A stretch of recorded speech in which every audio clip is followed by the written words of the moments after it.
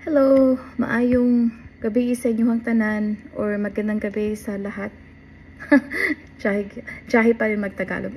Okay, so meron na akong update kasi ngayon andun pa rin sa Manila yung papa ko, tapos kasama niya yung bunso naming kapatid.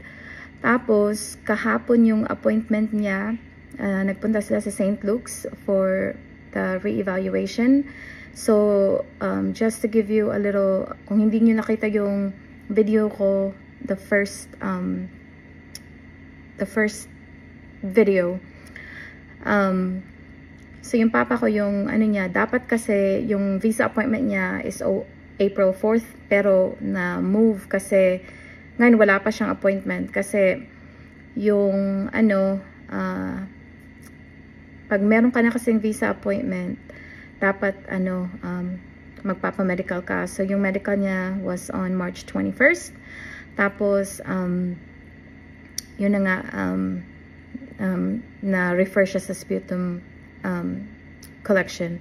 So yun na. So what happened was, tatlong beses yun pinasputum si Papa, April 3, 4, and 5. Tapos pinakancel namin yung interview niya. Tapos pinabalik siya June 4th yung appointment niya. So ayun, nagbalik siya kahapon. Tapos nagpunta sila doon. Hindi ko alam talaga kung ano, pero andun sila kasama yung bunso kong kapatid. Tapos pagkatapos nandun sila,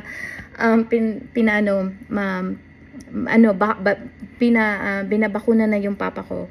So sabi ng papa ko, 3 beses daw siya binigyan ng bakuna. Tapos sabi na everything is good. So okay na yung niya, okay na yung medical niya. So wala nang problema doon. So ngayon, ang hinihintay namin ay yung visa appointment. So ito yon, kasi yung dati kong magbibenta naman ako.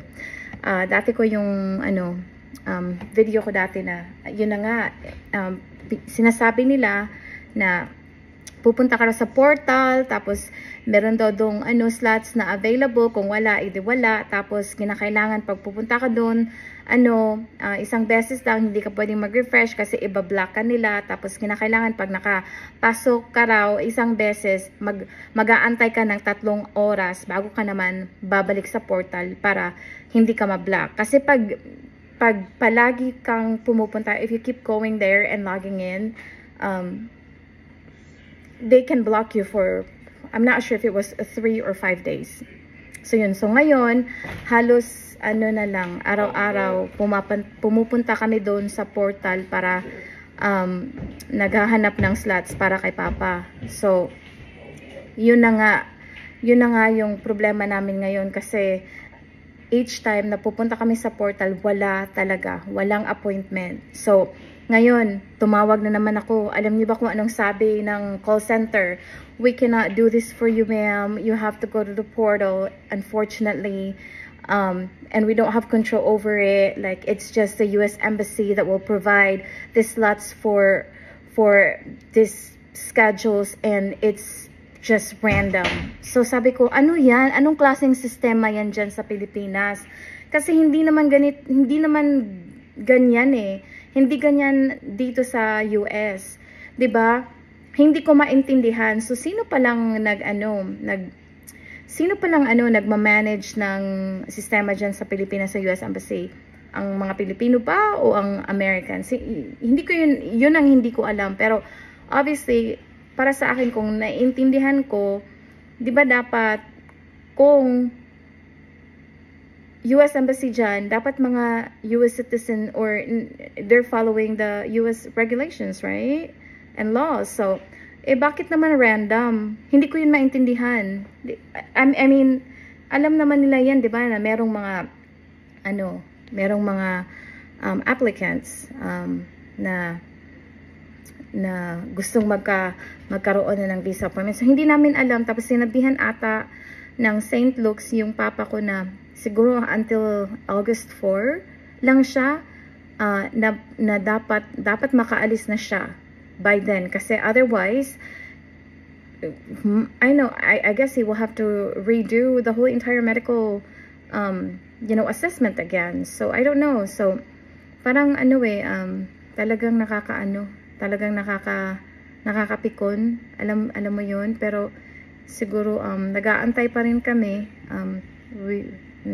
Nananalangin na sana makakakita kami or makakasecure kami ng visa appointment. Kasi baka, ayoko nang i-redo yung yung medical. So, kung sino man sa inyo na may experience na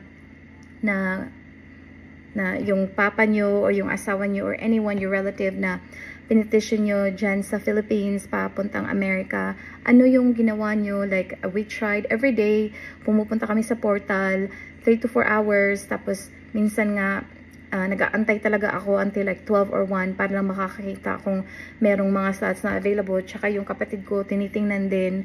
Wala talaga. So, hindi ko alam kung paano.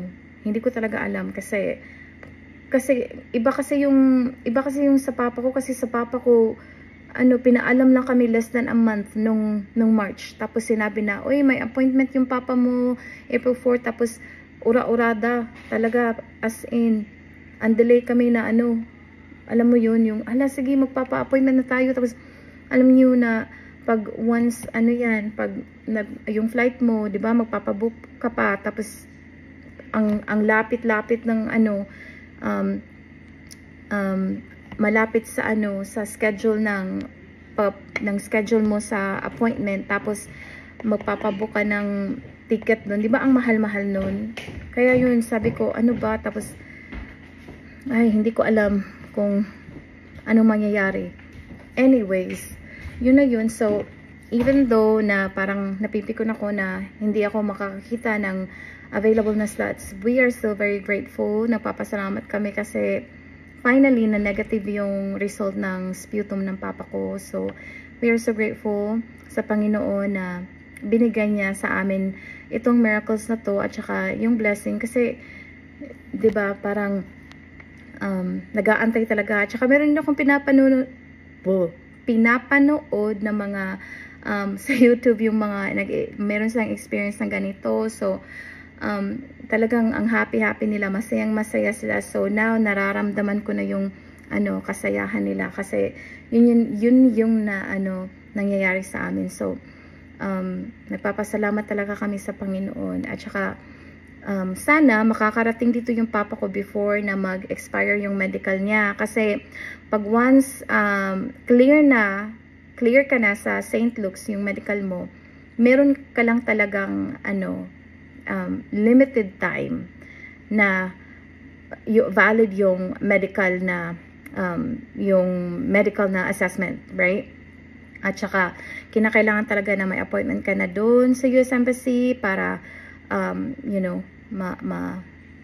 mabibigyan ka ng visa, whether you'll be approved or denied. That's up to that's up to how you answer the question. Sana hindi madideny yung papa ko. So that's another day and another pleading to the Lord na sana mabibigyan siya ng visa at saka ma-approve si papa para makarating dito siya sa US. Andito kami sa Huntsville, Alabama. Dati kasi doon kami sa Arizona nakatira. Tapos lumipat kami dito sa Huntsville, Alabama. Kasi yung asawa ko, taga dito kasi siya sa Alabama. Tapos meron siya lahat ng relative niya, all of his family are here except for one. Andito kami, tapos I really like it here. Sana magustuhan din ng papa ko. Kung hindi winter, as in, ang ganda-ganda talaga. Pero pag winter kasi ang lamig. Hindi talaga ako sanay sa lamig. Pero hindi rin ako gustong bumalik na rin sa Arizona kasi ang init doon. Dry heat. Pero I'll take all the humidity, all day long. So, okay na yun. So, mga kababayan, sana kung if you're going through the same process that we've gone through, just be patient. Alam ko dapat i-apply ko yun sa sarili ko, diba?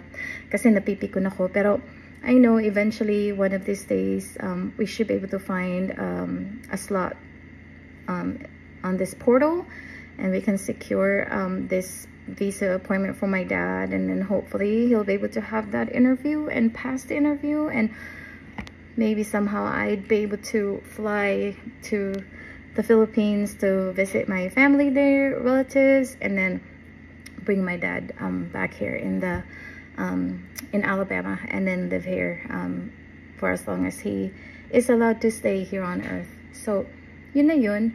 Pero gusto ko lang ipaalala sa inyo na kahit napipikon ako sa video na to, kasi yung mga experiences ko sa St. Luke's at saka sa US Embassy sa Manila, don't take it the wrong way please. Kung ano yung medyo masaya na experience, just take them. But yung hindi masyado, wag na lang, just forget about them. So ito yung update ng papa ko. So congratulations Papa Laling. Hopefully makakarating ka rin dito sa Huntsville, Alabama in the near future. Tapos we are so happy and excited for you to move here. Hopefully things will work out for the best. So ingat kayo palagi mga kababayan. Huwag niyo pong kalimutan na magdasal palagi, kasi yun lang yung way na pwede natin kausapin yung Panginoon, at saka kung ano yung mga pinagdadaraanan ninyo na masyadong challenging, just talk to Him, and He will answer your prayers. So ingat kayo palagi, at saka do your best to na maging masaya. Ingat po kayo, ingat po, at saka magandang gabi po sa inyong lahat.